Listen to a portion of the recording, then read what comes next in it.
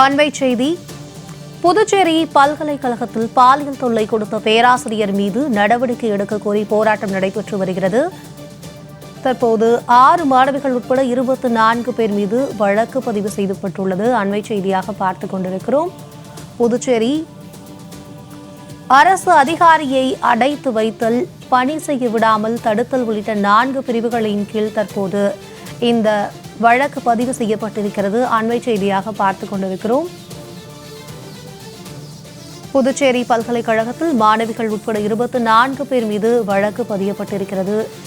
அரசு அதிகாரியை அடைத்து வைத்தல் உள்ளிட்ட 4 பிரிவுகளின் கீழ் வழக்கு பதியப்பட்டுள்ளது.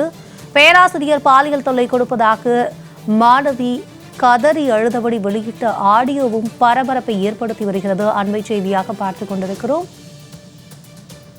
புதுச்சேரி பல்கலைக்கழகத்தில் பேராசிரியர் பாலியல் தொல்லை கொடுப்பதாக மாணவி கதறி அழுதபடி வெளியிட்ட ஆடியோ ஒன்று பரபரப்பை ஏற்படுத்தியிருக்கிறது. அண்மை செய்தியாக பார்த்துக் கொண்டிருக்கிறோம்.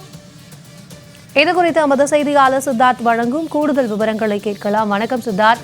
புதுச்சேரி பல்கலைக்கழகத்தில் மாணவிகள் உட்பட 24 பேர் மீது வழக்கு பதியப்பட்டிருப்பதாகவும் மாணவி கதறி அழும் காட்சி வீடியோ வெளியாக இருப்பதாகவும் தகவல் வெளியாக இருக்கிறது. உண்மை சம்பவம் என்ன? விவரங்களை பதிவு பண்ணுங்க.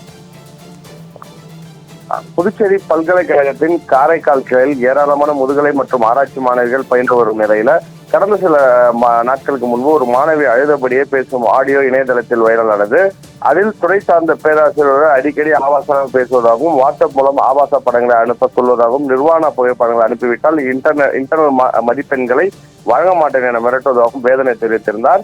மேலும் பெற்றோருக்கு தெரிந்தால் படிப்பை நிறுத்தி விடுவார்கள் என்ற அச்சத்தில் உள்ளதாகவும், கேரளா மாணவர்களை குறிவைத்து தொடர்ந்து பாலியல் தொல்லை கொடுத்து வருவதாகவும் மாணவி அழுதபடி பேசிய ஆடியோ பெரும் பரபரப்பை ஏற்படுத்தியிருந்தது. மேலும் இது தொடர்பாக பல்வேறு கட்சியினர், முன்னாள் அமைச்சர்கள் தொடர்ந்து புகார் அளித்தும் ஆளுநரை சந்தித்து புகார் அளித்தும் இருந்தனர். இதேபோல் காலாப்பட்டில் உள்ள பல்கலைக்கழகத்திலும் பேராசிரியர்கள் ஆராய்ச்சி கல்வி பயிலும் மாணவி ஒருவரை திருமணம் செய்து கொள்வதை ஏமாற்றி கர்ப்பமாகிவிட்டதாகவும் குற்றச்சாட்டு. இப்படி புதுவை பல்கலைக்கழகத்தின் அடுக்கடுக்கான பாலியல் குற்றச்சாட்டுகளால் மாணவர்கள் மற்றும் பெற்றோர்கள் மத்தியில் பெரும் அதிர்ச்சியை ஏற்படுத்தியிருந்தது. இந்த நிலையில் புதுச்சேரி மத்திய பல்கலைக்கழகத்தில் தொடர்ச்சியாக மாணவிகள் பாலியல் குற்றச்சாட்டுகளை மூடி மறைக்கும் பல்கலைக்கழகத்தின் துணைவேந்தரை கண்டித்தும் பல்கலைக்கழகம் காரைக்கால் வளாக தலைவர் மாதையாவை மீதும் மேலும் பல பாலியல் குற்றச்சாட்டில் ஈடுபட்டுள்ள பேராசிரியர்களை பணி நீக்கம் செய்ய வேண்டும். பல்கலைக்கழக மானிய குழு 2015 விதிகளின்படி பாலியல் புகார்களை விசாரிக்கும் கமிட்டி அமைத்திட வேண்டும் என வலியுறுத்தி இந்திய மாணவர் சங்கத்தினர் சார்பில் 100க்கும் மேற்பட்ட மாணவர்கள் நேற்று மாலை முதலே பல்கலைக்கழக வளாகத்தில் கையில் கண்டன பதாகைகளை ஏந்தி பேரணியாக சென்று துணைவேந்தர் அலுவலகத்தை முற்றுகையிட்டு போராட்டத்தில் ஈடுபட்டு வந்தனர். இந்த நிலையில் போராட்டத்தில் ஈடுபட்ட மாணவரிடம் பல்கலைக்கழக நிர்வாகம் சார்பில் பேச்சுவார்த்தை நடத்தப்பட்டது. ஆனால் மாணவர்களின் கோரிக்கை தொடர்பாக பல்கலைக்கழக நிர்வாகம் எழுத்துப்பூர்வமாக பதிலளிக்காததால் மாணவர்கள் போராட்டம் நள்ளிரவு வரை நீடித்தது.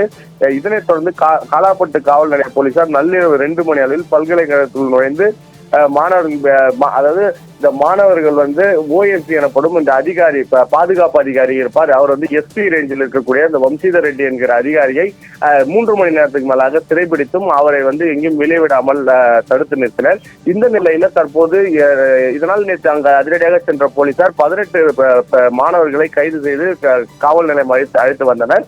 இந்த விவகாரம் புதுச்சேரியில் ஒரு பரபரப்பை ஏற்படுத்தியிருக்கும் நிலையில தற்போது 18 மாணவர்கள் 6 மாணவிகள் என 24 பேர் மீது தற்போது போலீசார் ஒரு வழக்கை பதிவு செய்துள்ளனர். இந்த வழக்கில் அரசு அதிகாரியை பணி செய்ய விடாமல் தடுத்துதல் மற்றும் அரசு அதிகாரி சிறைப்பிடித்தல் உள்ளிட்ட 4 பிரிவில் இந்த வழக்கானது தற்போது பதியப்பட்டுள்ளது. மேலும் வழக்கு பதிவு செய்யப்பட்ட நிலையில மாணவர்களை எச்சரித்து அவர்கள் ஸ்டேஷன் வெளியில் வெளியிடுவதாகவும் ஒரு தகவல் வெளியாகுது. ஆனால் தற்போது வரை இந்த 18 மாணவர்கள் மட்டுமே இந்த காவல் நிலையத்தில் உள்ளனர். மற்ற 6 மாணவர்கள் அவர்கள் தங்குமிடத்துடன் இல்லை.